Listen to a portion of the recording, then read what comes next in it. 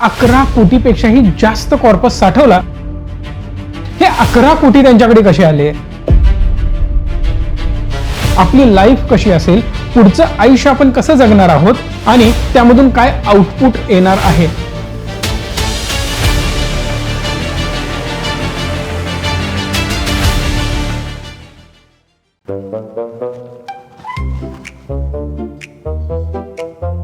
चल सुरू कर. ऑलरेडी सुरू आहे. बघताय, ही परिस्थिती अशी असते ज्या वेळेला तुम्ही 9 to 5 जॉब करताय, मग बिझनेस करत असाल, what ever it may be, काहीही करत असाल, धावपळी कंटिन्यू आपल्या मागे लागलेली आहे. पण ज्या वेळेला एक न्यूज आली ना, बिझनेस स्टँडर्डनी कव्हर केली, परत इकॉनॉमिक्स टाइम्सने कव्हर केली, बऱ्याच जणांनी या न्यूज कव्हर केलेल्या आहेत. त्यांनी एक गोष्ट त्यामध्ये सांगितली की 40 वर्षापेक्षाही कमी वय असणारे कपल काय केलं माहिती आहे, जवळपास 11 कोटीपेक्षाही जास्त कॉर्पस साठवला आणि रिटायरमेंट घेऊन टाकली. हे 11 कोटी त्यांच्याकडे कसे आले आणि नेमकं हे प्रकरण काय आहे हे समजावून घेणं खूप इम्पॉर्टंट आहे. कारण यामधूनच ना पिक्चर क्लिअर होतं, आपली लाईफ कशी असेल, पुढचं आयुष्य आपण कसं जगणार आहोत आणि त्यामधून काय आउटपुट येणार आहे. एक लॉजिक क्लिअर लक्षात असायला पाहिजे आपल्या. तर आपण जॉब किंवा बिझनेस का करतो? पैशांसाठी करतो. म्हणजे कोणीही जर म्हणत असेल ना मला समाजसेवा करायची आहे वगैरे, हे ते सगळं खोटं आहे, 100% खोटं आहे. मग आता पुढचा प्रश्न निर्माण होतो की आपण जर अर्ली रिटायरमेंट घेणार असू तर ती कशी घेऊ शकतो, त्यासाठी काय करावं लागेल आणि नेमका असा कोणता फॉर्म्युला आहे ज्यामधून आपल्याकडे सुद्धा खूप जास्त पैसा खूप लवकर येईल आणि जेणेकरून आपण सुद्धा अर्ली रिटायरमेंट घेऊ शकतो. आता त्या कपलची थॉट प्रोसेस सांगतो, माझीही सांगतो. आता रिटायरमेंट घेणं म्हणजे घरी बसून राहणं, टाइमपास करणं, हे लॉजिकमध्ये बसत नाही आहे. रिटायरमेंट घेणं म्हणजे कम्प्लिटली फ्रीडम, वेळेचा 100% फ्रीडम असणं. आता जर मला एखाद्या फंक्शनला जायचं आहे, मी ऑब्व्हियसली जातो. मला एखादी फॉरेन टूर करायची आहे, मी 100% करतो. मला एखाद्या ठिकाणी फिरायला जायचं आहे, मी नक्कीच जातो. ऑब्व्हियस आहे की मी दर 2 महिन्याला 3 महिन्याला एक फॉरेन टूर करत होतो. हा आहे अर्ली रिटायरमेंटचा फायदा. बट ते करत असताना उर्वरित जो वेळ आहे ना, तो सुद्धा मी युटिलाइज करतोय माझ्या बिझनेससाठी आणि ऑब्व्हियसली बिझनेसवर सुद्धा माझं लक्ष आहे. आता जी कामं मी मॅक्सिमम स्वतः करत होतो ती बऱ्या प्रमाणात कामं मी डिवाईड करून माझ्या टीमला दिलेली आहे. त्यामुळे मला जेवढी मेहनत करावी लागायची ती ऑब्व्हियस आहे की तेवढी मेहनत मला आत्ता नाही करावी लागत. सांगण्याचा मुद्दा सिंपल आहे की त्या कपलनी सुद्धा हेच केलं. त्यांच्या डोक्यामध्ये क्लॅरिटी होती की आपण जे धावतोय ना, आपण जे पळतोय ना, यामुळे हेल्थचे इश्यूज सुरू झाले. बऱ्या प्रमाणात BP, शुगर हे सगळे आजार 40 नंतर सुरू व्हायला लागतात. मग जर ते सुरू होणार असतील, म्हातारपण खूप जास्त त्रासात जाणार असेल, तर जे कमवलं ते कोणासाठी कमवलं हा प्रश्न प्रत्येकाच्या मनामध्ये पडतो. मग त्यासाठी एक सिंपल त्यांनी डिसिजन घेतला बसून, आपण 40व्या वर्षापर्यंतच धावपळ करायची. त्यांनी अक्षरशः 37-38 मध्येच रिटायरमेंट जाहीर केली आणि जॉब सोडून दिला.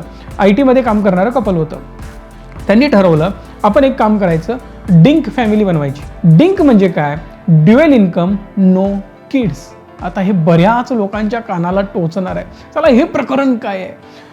बरीच ही कन्सेप्ट व्हायरल होतीये की कपल दोघंही कमवत असतात, नवरा कमवतो, बायकोही कमवते, दोघे जण इन्कम तर करत असतात पण त्याचा एक्सपेन्स जो आहे ना तो स्वतःवर करतात. त्यांचं लॉजिक समजवतोय, असं बिलकुल म्हणू नका की हे मला पटतंय आणि मी काहीतरी सांगतोय. त्यांचं लॉजिक सांगतोय मी तुम्हाला. त्यांचं म्हणणं हे असतं की आपण कपल कमवतो, खर्च कोणावर करायचा? आपल्यावरच करायचा. अननेसेसरी मुलं होतात, त्यांचा आपण खर्च करत बसतो. मुलं लहानाची मोठी व्हायला वेळ जातो, 10-15 वर्ष त्यामध्ये जातात. तोपर्यंत दुसरं मूल असतं, त्याच्यामध्ये अनेक एक्स्ट्रा 5 वर्ष वाया जातात. 15 ते 20 वर्ष आपण त्यांना सांभाळण्यामध्येच आपली घालवतो. हा जो कार्यकाळ आहे ना तो त्यांना घालवायचा नसतो. मग त्यांनी विचार काय केला, आपण एक डिंक फॅमिली बनवायची. एकदम छोटी फॅमिली, आपण दोघेच, बाकी कोणीही नाही. याचा अर्थ जबाबदारी कमी, त्यांचा खर्च कमी, वेळ जात नाही. जो काही खर्च करायचा आहे तो स्वतःवर करायचा. आपल्या लाईफची क्वालिटी आपण अजून एन्हान्स आणि बेटर करू शकतो. ही थॉट प्रोसेस त्यांची आहे आणि याच थॉट प्रोसेसनुसार एक्सपेन्स कमी झाले, वेळ कमी लागला, डिसिजन क्विक घेऊ शकले आणि त्यांनी ठरवलं की आपण अर्ली रिटायरमेंट घ्यायची. 11 करोड रुपयांचा कॉर्पस साठवला आहे. बरं, त्याच्यासाठी त्यांनी अजून एक फॉर्म्युला यूज केला ज्याला फायर नंबर म्हटलं जातं. आता फायनान्शियल इंडिपेंडन्स जो आहे ना तो या थ्रूच अचीव केला जातो. फायनान्शियल इंडिपेंडन्स, रिटायर अर्ली, ज्याला फायर म्हटलं जातं. हा नंबर काय सांगतो की जो तुम्ही इन्कम करताय तो आपण कुठेतरी इन्व्हेस्ट करतो. इन्व्हेस्ट केल्यानंतर आपण रिटायर्ड होतो. रिटायरमेंट नंतर आपल्याला जो काही खर्च मंथली लागणार आहे त्याला फायर नंबर कॅल्क्युलेट करण्यासाठी वापरला जातो. सोप्या भाषेत समजावून सांगतो. समजा तुम्ही वर्षाला 10 लाख रुपये खर्च करताय, तर फायर नंबरच्या हिशोबाने त्याला गुणिले 30 करायचं. 30नी जर 10 लाखाला तुम्ही गुणलात तर त्याचं उत्तर येईल 3 करोड रुपये. सो या 3 करोड रुपयांच्या व्याजावर ना तुमची पूर्ण लाईफ इझिली पुढे चांगली चालू शकते. लॉजिक समजावून सांगतो. समजा 3 करोड रुपयाला मला 10% जरी व्याज मिळत असेल सरासरी, तर मला किती मिळणार आहेत? समवेअर अराउंड 30 लाख रुपये. 5% जरी मिळत असतील तरी 15 लाख रुपये येणार आहेत. पण माझा खर्च किती आहे? फक्त 10 लाख रुपये. वरची अमाऊंट तशी शिल्लक राहते, ती ॲड होते कॅपिटलमध्ये. कॅपिटल पण वाढत जातं आणि जसं महागाई वाढेल ना तसं 10 लाखाच्या ऐवजी आपण 11 लाख घेणार, 12 लाख घेणार, 13 लाख घेणार पुढच्या वर्षी. कारण आज माझं घर समजा महिन्याला 1 लाख रुपये खर्च मागत असेल तर पुढच्या वर्षी ऑब्विसली 1,10,000, 1,20,000 लागणार. कारण महागाई वाढत असते, परिणामी खर्चही वाढत असतो. दिस इज कॉल्ड फायर नंबर. मग तुम्हालाही हे जर अचीव करायचं असेल तर काय करावं लागेल? आता यालाही वेगवेगळ्या इंटरेस्टिंग फांद्या आहेत, वेगवेगळ्या बाजू आहेत, हे समजावून सांगतो. आणि हे सगळं प्रॅक्टिकली मी माझ्या आयुष्यात इम्प्लिमेंट केलं आहे. प्लस माझे बरेच पार्टनर्स आहेत. पार्टनर्स इन द सेन्स रिचमीमध्ये जे कोणी इन्व्हेस्टेड आहेत ना त्यापैकी बऱ्याच लोकांना मी पार्टनर मानतो, कारण ते माझ्या रिअल इस्टेटच्या बिझनेसमध्ये पार्टनर आहेत. तेही मी तुम्हाला एक्सप्लेन करेन. सो लॉजिक असं आहे, प्रत्येकाला डिंक आवडतं असंच नाही आहे. आता मला सुद्धा मुलं आहेत. मला एक मुलगा आहे, एक मुलगी आहे, छान आमची फॅमिली आहे. मला माझ्या मुलांवर प्रचंड प्रेम आहे आणि मला ते आवडतात. काही लोकांना आवडत नाहीत, तो त्यांचं स्वातंत्र्य आहे. बिलकुल माझं बरोबर किंवा त्यांचं बरोबर असं 100% नाही आहे. प्रत्येकाची विचारसरणी वेगळी आहे. त्यांचं मत आहे, त्यांना आई वडील आहेत, ते त्यांची काळजी घेत आहेत, प्लस ते स्वतःची काळजी घेत आहेत, त्यांना मुलांची जबाबदारी नको आहे. माझं थोडंसं उलटं आहे. मला माझ्या मुलांची काळजी घ्यायची आहे, आई वडिलांची घ्यायची आहे, माझीही लाईफ मला बेटर करायची आहे. यावर आपण काम करतो आणि मेजॉरिटी ऑफ इंडियन आणि मराठी माणसं हेच करतायत. यामध्ये काहीही दुमत असण्याचं गरज नाही आहे. पण माझे जे पार्टनर्स आहेत, माझे जे इन्व्हेस्टर्स आहेत, हे लोक काय विचार करतायत? लॉजिक सिंपल आहे. डिंक एक बाजूला विषय जाऊ द्यात. पण जेव्हा आपल्याला फायर नंबरच्या बाजूने आपण विचार करायला सुरू करतो ना त्यावेळेला काही गोष्टी आपल्या डोळ्यासमोर येतात. पहिला, जर आपण इन्व्हेस्टमेंट करत गेलो, for an example me hardly 10-20 हजाराची SIP जरी करत गेलो तरीसुद्धा मी 1-2-3 कोटीच्या कॉर्पसपर्यंत पोहोचू शकतो. जर मी 1 लाख रुपये लमसम टाकत गेलो अधूनमधून किंवा 2 लाख, 5 लाख, 50,000 जी माझ्याकडे अमाऊंट येईल ती जर मी ॲड करत गेलो तर येत्या 10 वर्षांमध्ये, 15 वर्षांमध्ये खूप मोठा कॉर्पस 3 कोटी, 4 कोटी, 5 कोटी, 10 कोटी साठू शकतो. जेवढं लॉंग टर्मसाठी आपण त्याला होल्ड करत जाऊ ना तेवढे चांगले रिझल्ट आपल्याला येतात. माझ्या रिटायरमेंटमध्ये मी तुम्हाला काय सांगितलं होतं की मी एक चांगला कॉर्पस बनवला आहे ज्याच्या व्याजावर मी इझिली जगू शकतो. मला आता ॲक्टिव्हली काम करण्याची गरज नाही. पण तुम्हाला एक इंटरेस्टिंग फॅक्ट सांगू का?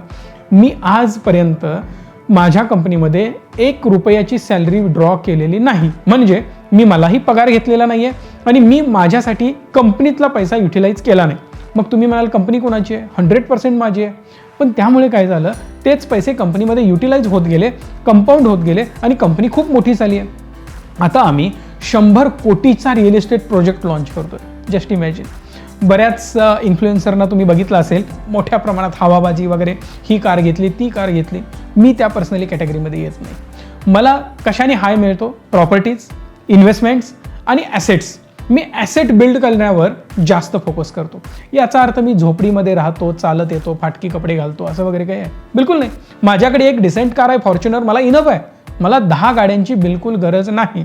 बरं, जे करतात ते चुकीचं मला बिलकुल म्हणायचं नाही आहे. आणि माझं एक सुंदर घरसुद्धा आहे जे की वन ऑफ द प्रीमियम लोकेशनला आहे. चांगल्या लोकेशनला माझे ऑफिसेस पण आहेत. तुम्ही बघू शकता, हे माझंच ऑफिस आहे. याचा अर्थ ज्या गोष्टींची जेवढी गरज आहे ना त्याच्यापेक्षाही जास्त ऑलरेडी मी कन्झ्युम करतोय. पण ओव्हर करण्यामध्ये काही लॉजिक नाही आहे. मग आम्ही काय करतोय? बिझनेस बिल्ड करतोय. सो बिझनेसेस एवढे मोठे होत चाललेत की त्यामधून येणारा रेव्हेन्यू जो मला यूज करण्याची पर्सनली गरज पडत नाही. सो दॅट इन्व्हेस्टमेंटवर बसणं आणि त्यामधून विड्रॉ करून खाणं याची गरजच मला आता सध्या पडत नाही आहे. भलेही मी अर्ली रिटायरमेंट घेतली आहे. आता प्रश्न निर्माण हा होतो की आमचे काही अजून इन्व्हेस्टर आहेत, पार्टनर्स ज्यांना आम्ही म्हणतो, हे काय करतात? रिअल इस्टेटमध्ये आमच्याबरोबर ते पार्टनर आहेत. समजा एखादा प्रोजेक्ट आम्ही लॉन्च करतोय, समजा एक 5 कोटीचा प्रोजेक्ट आहे. एखादे आमचे पार्टनर म्हणतात की सर माझ्याकडे 1 कोटी आहेत, मी इन्व्हेस्ट करू शकतो. दुसरा एखादा व्यक्ती म्हणतो सर माझ्याकडे 2 कोटी आहेत. रिचमी म्हणते माझ्याकडे 3 कोटी आहेत. चलो 5 कोटीचा जुगाड झालेला आहे, काम चालू होतं. यामध्ये एक्झिक्युशन टीम असते, यामध्ये ॲक्च्युली ग्राउंडवर काम करणारी टीम असते, यामध्ये इन्व्हेस्टमेंटची एक टीम असते, त्यामध्ये एक फिजिबिलिटी रिपोर्ट बनतो, सगळेजण टेबलवर बसून डिस्कस करतात आणि फायनल आउटकम काय असतं आपण हे कंटिन्यू करतो. बरेच प्रोजेक्ट रिजेक्ट करतो. तुम्हाला माहिती आहे यामध्ये रिजेक्शनचा रेशो किती आहे? 99%. 100 प्रोजेक्ट आमच्यासमोर असतात, त्यातले 99 आम्ही रिजेक्ट करतो आणि एक सिलेक्ट करतो. सो यामध्ये रिजेक्शन आमच्याकडे खूप आहे, कारण तेवढ्या मोठ्या बल्कमध्ये प्रॉपर्टी येत असतात, तेवढी मोठी यंत्रणा, तेवढी मोठी टीम ऑलरेडी आहे. यामध्ये एक आमचा सुंदर पार्टनर आहे, त्यांचं वय आहे हार्डली 50-52च्या आसपास आणि ते गेले 5 वर्ष आमच्याबरोबर काम करतात, म्हणजे 45व्या वयापासून. सो त्यांनी डिसिजन काय घेतला, ते फक्त आमच्या प्लॉटिंग बिझनेसमध्ये इन्व्हेस्ट करतात, कन्स्ट्रक्शनमध्ये नाही. त्यांना त्यामध्ये इंटरेस्ट आहे. ते काय करतात, आम्ही ज्या लोकेशनला मोठ्या बल्क प्रॉपर्टीज परचेस करतो ना, 5 एकर, 10 एकर, 20 एकर, त्यामध्ये इन्व्हेस्ट करतात. त्यामधून जेव्हा सेल करायचं असतं ते सेल नाही करत, ते त्यांच्याकडे तसेच ठेवतात आणि जेव्हा त्यांना वाटतं ना त्यांचं कॅपिटल 2x झालं आहे त्यावेळेला विकतात. आता बरेच इन्व्हेस्टर काय म्हणतात की सर नाही, लगेच आपण 1-2 वर्षात एक्झिट करू, 25-30-40% गेन करू आणि लगेच आपण त्यातून बाहेर पडू, आपण दुसऱ्या प्रोजेक्टमध्ये इन्व्हेस्ट करू आणि क्विक अर्निंग आणि कंपाऊंडिंग यावर आपण फोकस करू विथ कॅपिटल गेन्स. पण यांचा विचार थोडासा वेगळा आहे की माझ्याकडे जी अमाऊंट आहे ना ती आपण इन्व्हेस्ट करू आणि इन्व्हेस्ट करून छोटी छोटी अमाऊंट मला जशी लागेल तसं मी सेल करू. समजा त्यांच्याकडे एक 5 कोटी रुपये आहेत, त्यांनी ते इन्व्हेस्ट केले, त्याच्या लँडची व्हॅल्यू मे बी 10 कोटी बनली 2-3-4 वर्षानंतर. ते 10 कोटी लगेच सेल नाही करत. ते काय करतात, 20 लाखाचा एखादा प्लॉट सेल केला, परिणामी त्यांच्याकडे 20 लाख आले, घर सुंदर चालत आहे. बरं, संपत आले 5 लाख 10 लाख शिल्लक आहेत, अजून एखादा प्लॉट काढून टाकला. या लॉजिकवर ते काम करतात. त्यांनी लँड बँक खूप मोठी जनरेट केली आहे. No doubt real estate, mutual fund, insurance, FDs आणि फॉरेन इक्विटीज सगळीकडे इन्व्हेस्टमेंट त्यांची आहे, बॉन्डमध्ये पण आहे, पण मेजर कॉर्पस त्यांचा रिअल इस्टेटमध्ये आहे. माझे मेजॉरिटी ऑफ क्लायंट्स जे आहेत ना त्यांचा मार्केटमध्ये खूप जास्त पैसा आहे बिकॉज, आणि माझासुद्धा चांगला हँडसम इन्व्हेस्टमेंट्स ही मार्केटमध्ये आहे. पण मध्ये रिअल इस्टेटमध्ये आपण ॲग्रेसिव्हली ग्रो करत गेलो, त्यामुळे रिअल इस्टेट पण त्याच तोलामोलाचा बनला आहे. कदाचित काही वर्षांमध्ये रिअल इस्टेट ब्रेक करून जाईल माझ्या मार्केटच्या इन्व्हेस्टमेंट्सना, बिकॉज या बिझनेसमध्ये आम्ही असल्यामुळे इन्व्हेस्टमेंट हेवी करावी लागते. परिणामी तुम्हाला ठरवायचं आहे की कोणत्या अँगलनी पुढं जायचं आहे. एक बेसिक फॉर्म्युला सांगू का, तुम्हाला 2 कामं करावी लागतील. जर तुम्ही रिटायरमेंटच्या जवळ आला आहात, थोडा वेळ शिल्लक राहिला आहे, काहीही करा, मेहनत प्रचंड करा. मल्टिपल अर्निंग सोर्सेस असतील किंवा इतर कुठल्या इन्व्हेस्टमेंट्स असतील, प्रॉपर स्ट्रक्चराईज करा, योग्य त्या ठिकाणी गुंतवणूक करा, ॲग्रेसिव्ह रिटर्नसाठी प्रयत्न करा आणि अमाऊंटला ग्रो करण्यावर फोकस करा.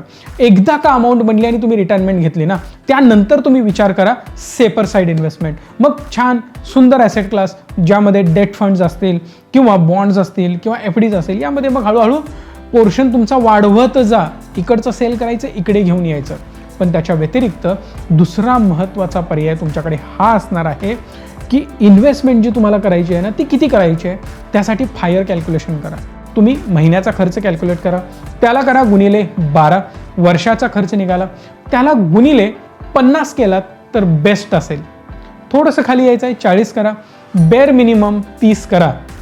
गुणिले 30 करून जो नंबर येणार आहे तो नंबर तुम्हाला अचीव करावा लागेल. तो नंबर जर तुम्ही अचीव केला, समजा 10 लाख रुपये गुणिले 50, 5 कोटी रुपयांची तुमची नेटवर्थ बनायला पाहिजे. आणि 5 कोटीचे ॲसेट्स असतील जे इन्व्हेस्टेड असतील. नाहीतर मी घर घेतलं आहे म्हणून त्याची व्हॅल्यू एवढी वगैरे वगैरे. घर विकणार आहात का? नाही, स्वतः कन्झ्युम करणार आहात. इन शॉर्ट, तुम्ही जे ॲसेट बिल्ड केले ना त्याने तुमच्यासाठी परफॉर्म दररोज दर महिन्याला करत राहायला पाहिजे. दिस इज कॉल्ड ॲसेट्स जे तुमच्यासाठी परफॉर्म करतायत आणि तेच आपल्याला फायर नंबरमध्ये कॅल्क्युलेट करायचे आहेत. जेव्हा तुम्ही हे कराल तेव्हा इझिली अर्ली रिटायरमेंट घेऊ शकता. व्हिडिओला लाईक, शेअर आणि चॅनलला सबस्क्राईब हक्कानी करा. धन्यवाद. Stay tune and stay positive.